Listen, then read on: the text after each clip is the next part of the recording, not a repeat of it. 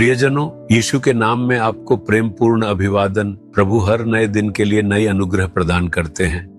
हर दिन उनका प्रेम एक नए तरीके से प्रकट होता है। उन्होंने हर दिन के लिए नई आशीषें रखे हैं। आज भी वह आपको एक नई आशीष देने जा रहे हैं। आप सोच रहे होंगे, प्रभु मुझे क्या देने वाले हैं? क्या वह मुझे भूल नहीं गए हैं?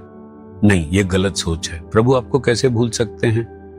आप कह सकते हैं, मैं जीवन में संघर्ष कर रहा हूं। प्रभु तो केवल अमीरों की मदद करते हैं। मैं गरीब और जरूरतमंद हूं। वह मुझे कैसे याद रखेंगे? शायद वह केवल उन्हीं को याद रखते हैं जो बहुत अधिक भेंट चढ़ाते हैं। क्या आप ऐसा सोच रहे हैं? नहीं, यह गलत है। एक परमेश्वर के जन ने एक सुंदर प्रार्थना की थी। क्या आप जानते हैं उन्होंने क्या प्रार्थना की? भजन संहिता 40 के 17वें वचन में लिखा है, मैं तो दीन और दरिद्र हूँ। वह लोगों की ओर देखकर कहता है, मैं तो दीन और दरिद्र हूँ, फिर भी प्रभु मेरी चिंता करते हैं। प्रभु मेरी चिंता करते हैं। प्रभु ने हमें भुला नहीं है। हम ही सोचते हैं कि प्रभु ने हमें भुला दिया है। मैं गरीब और नीच हूँ, इसलिए प्रभु ने मुझे भुला दिया है। उसने मुझे भुला दिया है क्योंकि मेरे पास न तो शिक्षा है, न घर है, न ही कोई सुविधा। क्या आप ऐसा सोच रहे हैं?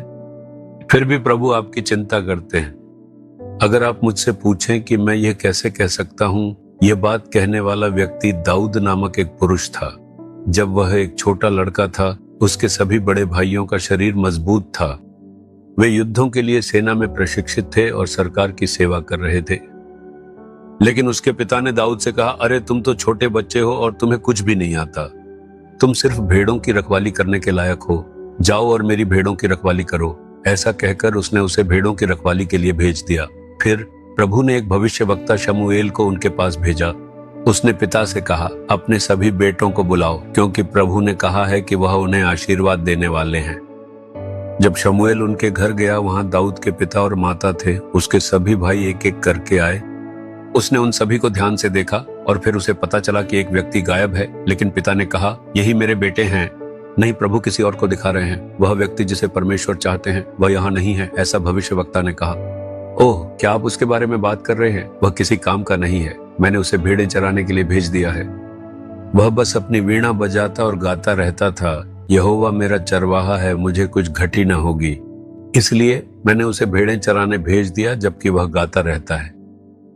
फिर भविष्यवक्ता ने कहा, उसे यहाँ बुलाओ। प्रभु ने उसे याद किया है।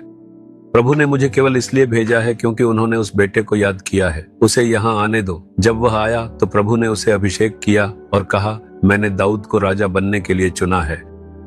देखिए, दाऊद को उसके अपने परिवार ने भी ठुकरा दिया था। उसे एक चरवाहे के रूप में तुच्छ समझा गया था। लेकिन परमेश्वर ने उसी दाऊद के बारे में सोचा, उसे आशीर्वाद दिया, राजा बनने के लिए अभिषेक किया और उसे बहुत ऊंचे स्थान पर बिठा दिया। यही दाऊद कहता है, मैं तो दीन और दरिद्र हूँ, फिर भी प्रभु मेरे बारे में सोचते हैं। अपने जीवन के बारे में सोचिए, पुरानी बातों को याद कीजिए। आप धूल में थे, है ना? आप कमी में थे, है ना? आप गरीबी में थे, है ना? आप एक उपेक्षित स्थिति में थे, है ना? प्रभु ने आपको वहां से उठाया है और आपको अपने पुत्र पुत्री का स्थान दिया है।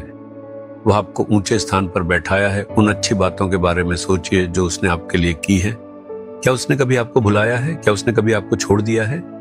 कभी कभी हम अपनी कमजोरी और थकावट के कारण ऐसा कहते हैं, लेकिन इससे प्रभु को दुख होता है। आपको कहना चाहिए, प्रभु मेरे बारे में सोचते हैं, वह मुझे कभी नहीं भूलते।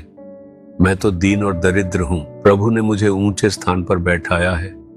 ऐसे ही प्रभु की स्तुति करें, आपके हृदय में महान आनंद आ जाएगा। क्या आप भी दाऊद की तरह कहेंगे, पिता मैं तो दीन और दरिद्र हूं, फिर भी आप मेरे बारे में सोचते हैं। धन्यवाद कि आपके प्रेम ने मुझे धूल से उठाकर ऊंचा किया। मैं आपको धन्यवाद और स्तुति करता हूं, यह जानते हुए कि आप मुझे कभी न तो भूलेंगे और न ही छोड़ेंगे। यीशु के नाम में आमीन, आमीन। Jesus redeem Hindi YouTube channel को सब्सक्राइब करें। सब्सक्राइब बटन पर क्लिक करें और बेल आइकन को भी क्लिक करके हर दिन की नई कार्यक्रमों की जानकारी प्राप्त करें।